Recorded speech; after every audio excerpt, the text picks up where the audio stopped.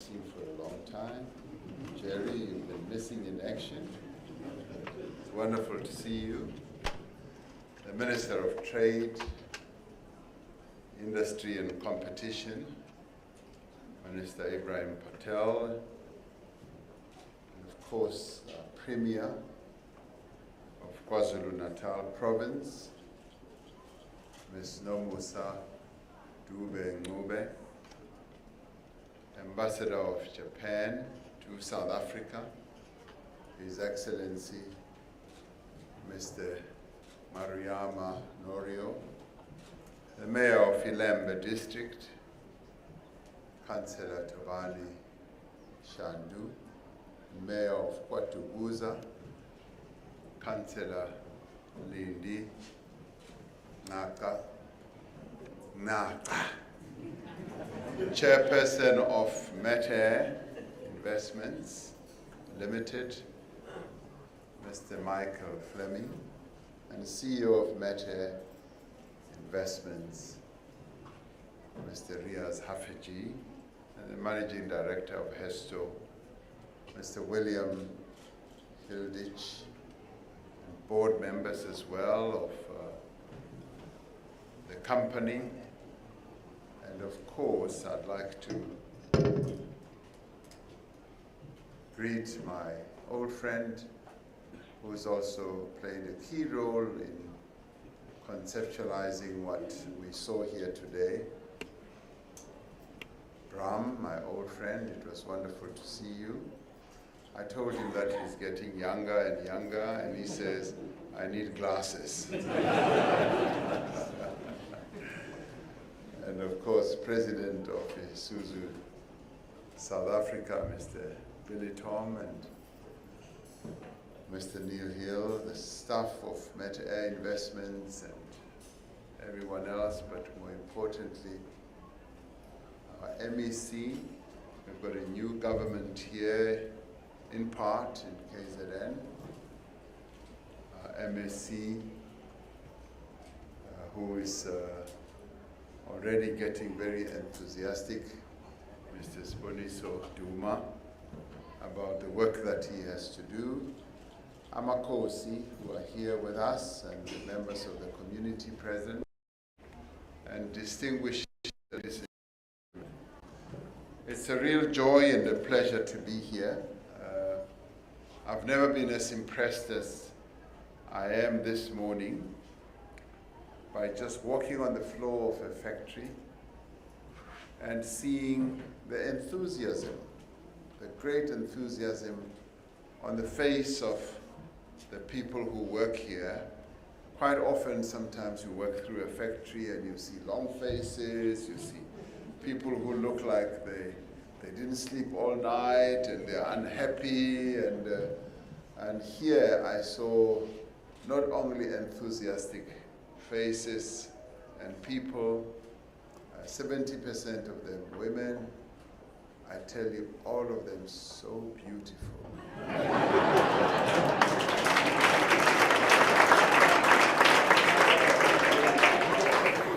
Ordinarily, I would have said, you know, the men are really going to have trouble, but they are a minority, so as a minority, you are sort of put in your place very quickly, even if you may have some intentions. But, and the youthfulness of the people who work here, and the cohesion. I was being taken around, as you know, by Nolwazi Mbele, whom I don't see now, young and enthusiastic. There she is, young and enthusiastic, well qualified, well trained, full of life, and who knows her business, and a number of other team leaders that we met. It's really great. It's really been great to be here at this launch. And just meeting the people has basically just made my day and my speech. And I just wish I could just say thank you very much, all of you, for being here. So this, for me, has been a great exposure of what Hesto does here. great exposure and exhibition of what you have achieved here. The reindustrialization of our country's economy is a key pillar of our economic reconstruction and recovery program. Government has developed several industrial policy measures, and we continue to implement far-reaching reforms to unlock growth opportunities in priority industries. Now, the auto industry is one of the key pillars of our economic infrastructure, and of course, the other areas extend to clothing and textiles, chemicals, plastic, steel, metal fabrications, and green industries, as well as network industries like energy and transport. Now, disruptions in the global supply chains caused by COVID-19 have highlighted the need for companies all over the world to diversify their sources of supply. Not only do we need to diversify our manufacturing base, we also need to improve the competitiveness and the dynamism of our own country's manufacturing base. That as a country, focus quite closely on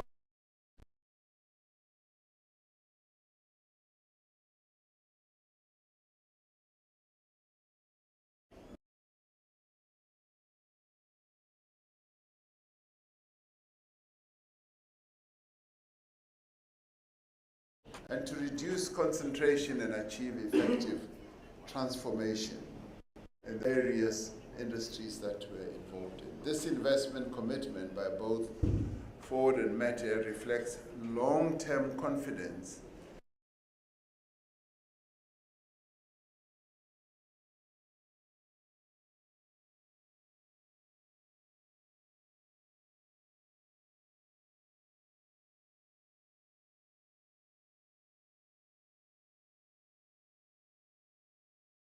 employment creation in our own country as well, particularly in the manufacturing sector and more particularly in the component manufacturing sector. Just as we need to promote new investments in technology and in skills. Now, I'm quite inquisitive at times, and I kept asking a number of the workers as I was going around, how far did you go with your education? How far did you learn at school? And I was very pleased to hear a number of them saying, I've done this diploma, I've done this, and I've passed matric or grade 12 of schooling and all that. Which goes to show that here on this floor of this factory, you've got well-educated people.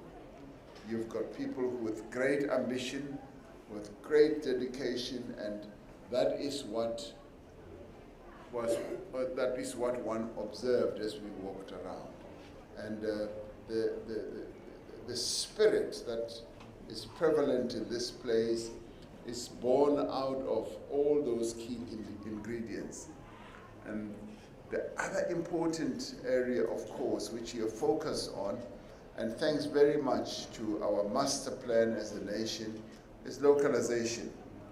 The localization rate that you've been able to achieve here, which we have targeted to be 60% by 2035, in terms of our master plan, you are making great progress in it. And for you to showcase precisely what is locally made, I found that to be very, very much in line with what we have as an objective. We will continue to drive increased localization, and there have been those, both in the media and in many other quarters, who have poured cold water on our objective of localization, and who've even dismissed it. We've even said Patel is a dreamer, putting him on the front pages, dismissing his objective altogether. Ramaphosa is smoking something and all that. And now, wherever we go, as we push forward with the concept of localization, we're finding that industry players are responding quite positively to it. And I'd like to thank you for having responded positively to localization.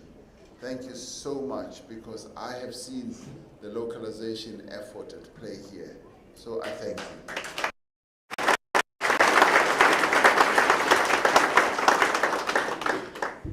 You are not only localizing with the number of workers that you've employed here.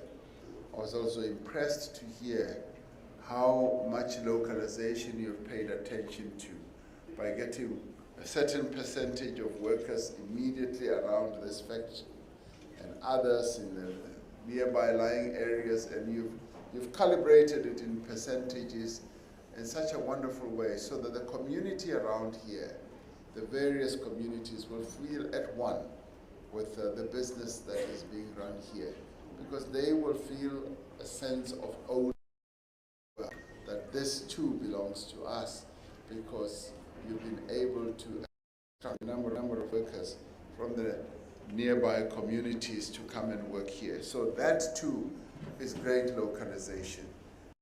As we move forward with our localization effort into various other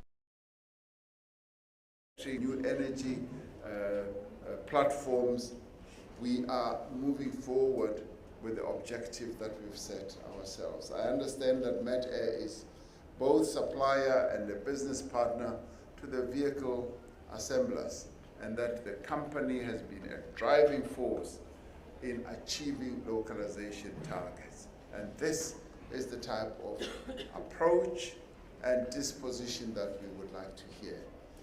Now, through these efforts, the company has secured multiple contracts, obviously from Ford, South Africa, to support their production expansion strategy in South Africa. That is most pleasing. The automotive sector in South Africa is one of the biggest beneficiaries of foreign direct investment in the country. As we all know, despite all the challenges, 2021 was a significant year for the automotive investments. According to the National Association of Automotive Manufacturers of South Africa, last year, 7 OEMs invested a total of 8.8 billion rand, the second highest annual figure on record. That is a whopping amount of investments that have been made here in South Africa. The component sector also invested a significant 5.7 billion last year. So our country remains one of the preferred investment destinations on our continent, and is an important gateway, as we often say, for markets and other business opportunities throughout the continent. The Continental Free Trade Area agreement that we have is going to further open opportunities for the development of export markets, the growth of industrial bases, and the expansion of regional value chains. Just as we look on just a straight line basis, and we look at the number of countries that you are already exporting to, we find that there are quite a number of other countries missing because they're getting a number of their other products from elsewhere. That creates enormous opportunities through the free trade area agreement, and we will be able to harness that, not only through the harnesses that are made here, but to harness the real great opportunities. So the South African economy has the potential to achieve a higher growth trajectory through unlocking competitive advantages in key sectors of the economy. Now, as government, our role is to create an enabling environment for businesses, such as this one, to flourish. Of course, we've got other roles to play to make certain interventions in various areas. We are hard at work to implement institutional and governance reforms to support a sustained recovery in business and investor confidence. And meeting with a number of business leaders, they are very appreciative of the number of interventions that we continue to make, to ensure that we do and create that enabling environment for businesses to invest. Unemployment is one of our greatest challenges in our country. It affects the livelihoods of individuals, the well-being of families, and the development of society. You just need to look at the faces of the 4,000 people that you've got on the floor here for both night shift and day shift. You can see the upliftment that is written all over their faces. You can see that the livelihoods of all the people who work here is now on the uptick. And this is what employment does. And we applaud you for having made an investment like this, which has created so many jobs, particularly for this area. So that for us is something that we recognize, we applaud, and we thank you for, to have created so many jobs. As the program director was saying, the impression that she had as she arrived here, to see so many people all arriving at one go to come and work here. So it is significant and most welcome that this facility has created so many jobs, which will translate into, a 30 million rand monthly spend on salaries, on wages, being injected into the Ilembe district. The benefits of this investment will also be felt by maintenance, catering, and other service providers that will be contracted to support the operations of this facility. I'm aware of the strong skills and development mandate that is being implemented across the Metair stable, including a new multi-million rand bursary and apprentice training program. Now, this is what I call transformational. You are a company that is embracing the transformation process and initiatives that we are involved in. And we thank you for that. It is pleasing that there is a strong focus also on female candidates, as is the fact that Hesto Harnesses is predominantly a female-driven operation with 70% of your employees being female, and I saw that for myself as I walked around. Now I want to take this opportunity to commend Minister Patel, the Premier of our province, Ms. Dube Ngube, and the mayors of Ilembe and KwaDukuza and Inkosi Dube, and their teams for their contribution in making this project come to fruition. And sometimes we come to functions like these and we just walk around and we don't pause to think about what went behind the scenes to make this possible. So I'd like us to thank them and applaud them for this excellent performance that they put. Now, this whole project, like many other projects in the automotive sector, was made possible because of the policy certainty that was created by the Automotive Master Plan and the Automotive Production and Development Program. In this project, we have demonstrated that we can build and rebuild together. We commend Ford for the confidence demonstrated by this major investment as well. We also laud the partnership between Hesto and the Japanese company Yazaki. I want to again congratulate the Metair team on the launch of this facility and wish you great success. This, as I arrived, the minister said, well, your mind is going to be blown. And I kept thinking, oh yeah, he sometimes says this and so on. But indeed, my mind has been blown. I've seen what I don't often see in many places in terms of the facility that you've put up, the process of manufacturing, and I kept asking my guide and my leader on the floor here, is everything so well organized and calibrated? And she said, yes, it is. And then I started drilling a little bit deeper about productivity, how many harnesses do you need to produce per hour? And she gave me all the figures, and I knew that I was talking to somebody who knows her business. So I've been deeply impressed by the people, by the facility, by your processes, and just by the wonderful spirit that prevails here, the confidence and the coherence that people have here. And of course, by the leadership that all of you who are involved in this are showing. And also very impressed by those who conceived of this whole facility, people like Bram and many others. So thank you very much for making my day and making it a day which makes me look forward to greater achievements for our country and our economy. Thank you very much.